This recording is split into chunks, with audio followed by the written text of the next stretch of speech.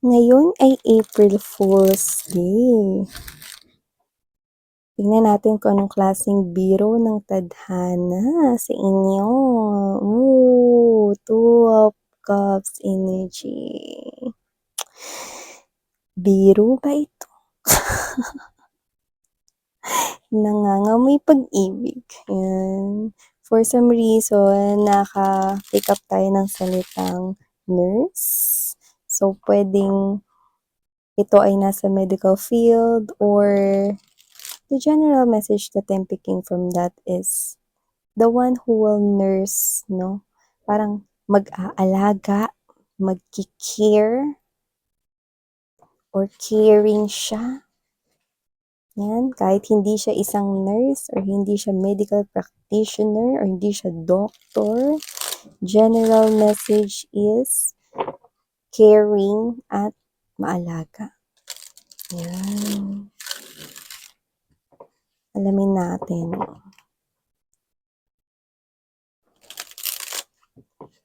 Ano ba? Para namang siya nga. Tinan mo, pabalik-balik siya, oh. Diba? Sabi ko sa inyo no? April Fools ba to, universe? Pinufull mo ba ang mga ito? Pero the energy that I'm sensing from here is no. The universe is not fooling you. Let's see.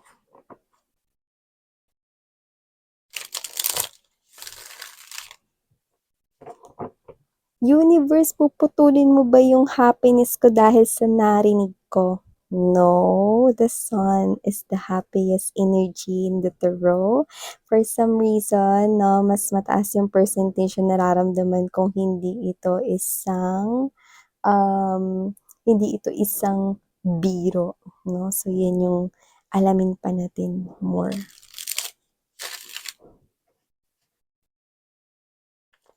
Sure ka ba, Miss Yan? April Fools ngayon. Sure na sure. O nagbibiro ka? Bala ka. Nakulitan.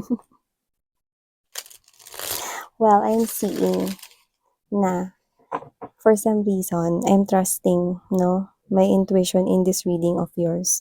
The universe is not fooling you. Meron tayong nararamdaman dito, merong magandang mangyayari sa love life mo. Okay? Kumapit ka lang sa akin, nagtitiwala ka ba sa akin? Ilang percent? Let's see. Naku, ito na. Ayun na nga, no? So, ganitong klase pala magbiro, no? Ang tadhana, no? Ngayong April Fools, parang seryoso naman to. Hindi naman to mukhang biro sa nakikita ko rito, mga babes, no? Hindi nagbibiro si Universe rito for some reason. Yun yung nababive ko from this reading of yours, no? So, tingnan natin no, kung anong meron rito. So we have here someone entering an arc. At mukhang ito, mga babes, no, ay magiging mapusok sa pagpasok dito sa inyong mundo. Pero ang maganda, no, dumaan siya sa tamang entrance at hindi siya nag-shortcut.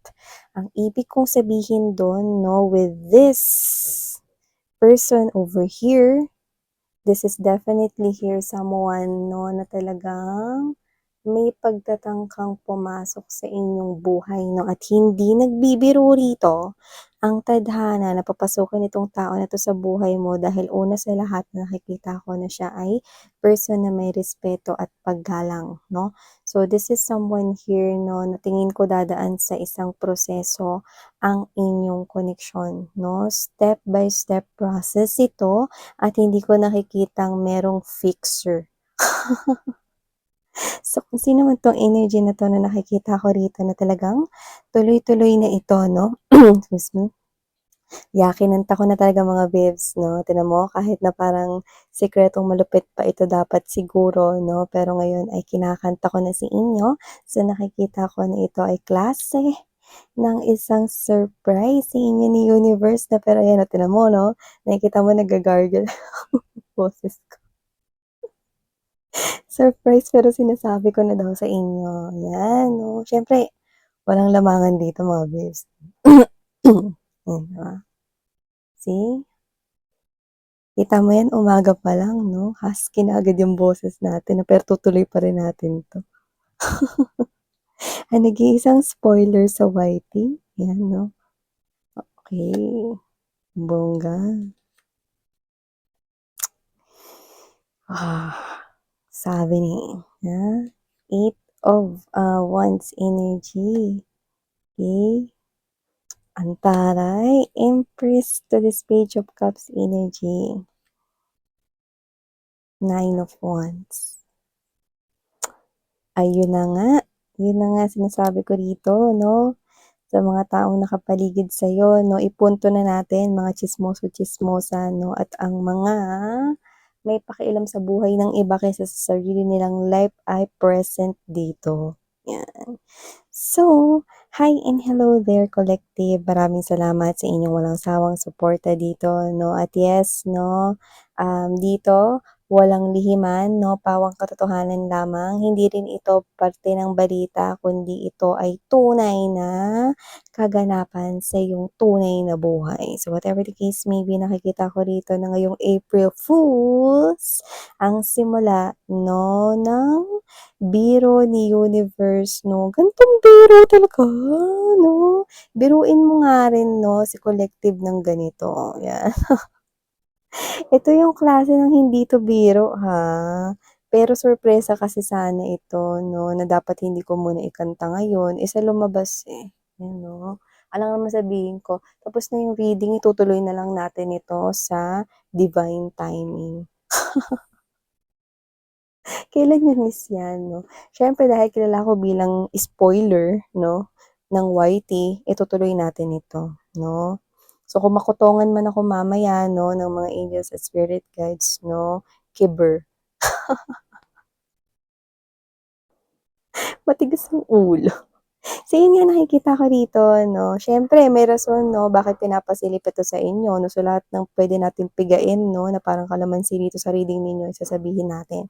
So dito walang mintis, the moon card energy Ace of, cups, so nakikita ko dito na walang iba 'no, na hindi ito isang biro kundi may new love na paparating sa buhay ninyo.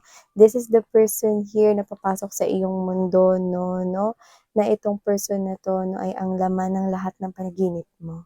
Isang matipuno at masipag 'no, na nilalang. Matiyaga siya sa kanyang trabaho rito at iniingatan niya talaga rito 'no, ang kanyang pinansiyal.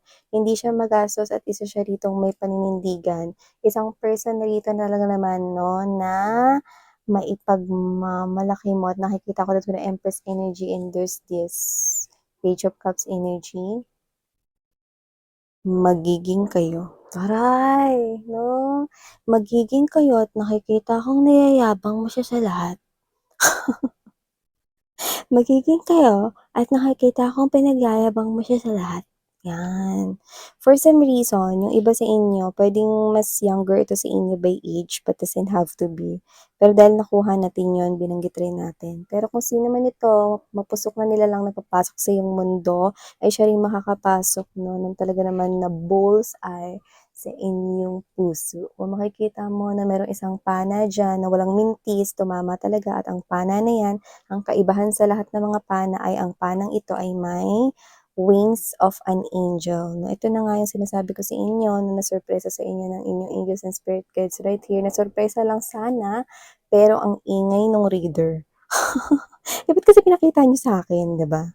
So, whatever the case may be, itong nakikita ko sa inyo 'no, at meron ditong new love 'no, potential new energy yung papasok sa inyong life 'no. Ang taray, sinasabi ko lang yung nakikita ko 'no, this is the man and the woman of your dreams.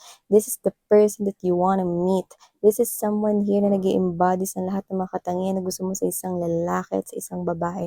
At ang nakakaloka, matipuno siya at maingat siya sa kanyang katawan. Puwedeng naggi-gym siya rito or puwede rin naman na siya ay alam mo yun, meron siyang exercise na ginagawa tuwing umaga 'no, and for some reason person na bigla na lang dumidilat yung mata niya kahit walang alarm. So, kung 5:00 body clock, gumigising siya no'n, nag-e-exercise siya, jogging all around the neighborhood, mga gano'n, or bumabangon na siya niyan kasi meron siyang ginagawa, like let's say puwedeng nag-yoga siya, meditation, or puwede rin naman na, what's this, nag-e-exercise lang siya sa house. So, whatever the case may be, meron 'no, and for some reason, okay, 5 o'clock is really standing out, or early time 'no, or yung mga early worm 'no, early worm?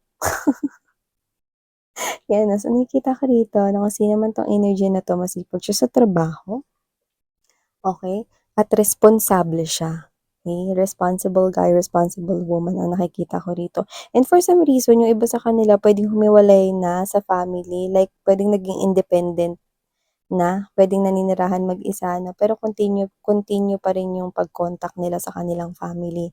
Puwedeng alam mo yun, puwedeng bumukod lang siya sa family niya para matulungan yung sarili niya na maging independent 'no, o yung iba parang pinakita lang sa'tin 'to, puwedeng matagal niya na 'tong ginawa. So, this is a person here 'no, na puwedeng independent siya ngayon or living alone siya all by his or herself, 'yan 'no. And this person here could be someone na puwedeng mahilig siya sa mga kids or sa mga bata. So, no wonder na pagka meron siyang nakita na puwedeng mga street children 'no, binibilhan niya 'yun ng food, or intentional talaga na nagbibili siya ng extra food para 'pag may nadaanan siya, binibigay niya 'yun. Yeah, children 'no. So, puwedeng close rin 'to sa mga pamangkin niya rito 'no, iba puwedeng may anak rin 'to 'no, pero for few of you lang naman. So, nakikita ko rito 'no, na most likely mahilig siya sa mga bata. Malapit siya sa mga bata rito. Alam niya yung mga kiliti ng mga bata, kahit na first time pa lang siya nakita ng mga bata, kaya niya ng maging ka-close nung bata kahit wala pang 1 hour. Gano'n yung nakikita ko rito 'no. Kasi meron rin siyang energy na para rin siyang kid 'no. So, this person here is parang nagkakaroon rito ng sense ng understanding agad 'no, sa pagitan ng isang bata 'no, at sa pagitan niya. So, whoever this individual is, nakikita ko rito 'no, na yung pagiging malapit niya sa mga kids ay nagdudulot rin talaga ng, sense of comfort sa kanya. 'Yan 'no. At saka nakikita ko rito na gusto niya rin talaga magkaroon ng sarili niya ritong kid kung wala pa 'no, someday, 'yan 'no. So, paano ba 'to? Ikaw yung nakikita ko rito. Ikaw yung nakikita ko rito 'no, na makakasama niya ritong magtayo ng isang pamilya.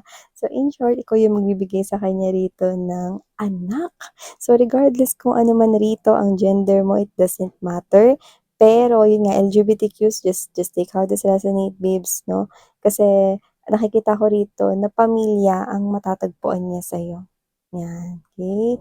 Pamilya ang matatagpuan niya sa'yo.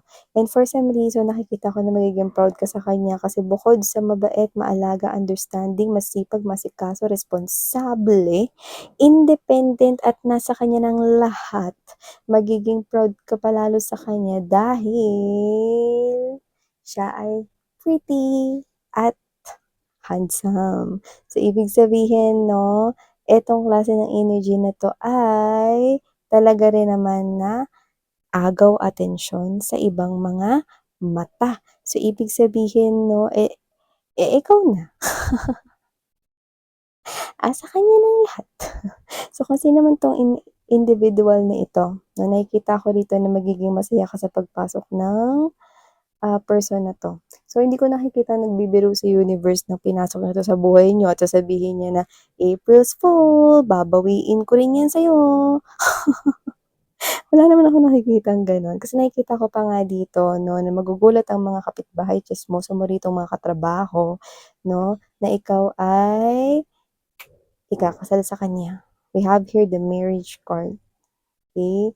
This feels like a fairy tale to me. So whatever the case may be, I'm seeing you marrying here the guy or the woman here of your dreams 'no. So whatever the case may be, nakikita ko rito na masasabi mo sa sarili mo 'no, na itong tao na 'to yung talagang gan'tong klase ang gusto mong makasama 'no, sa habang buhay, or na-realize mo na ganitong klase pala yung taong gusto mong makasama, kaya ito ang ibinibigay sa inyo. Walang bawian universe, Yun yung nakikita ko rito na sinasabi ninyo. Pero whatever the case may be, walang bawian dito. Sa'yo yan girl, sa'yo yan boy, iyong-iyo yan 'no. So,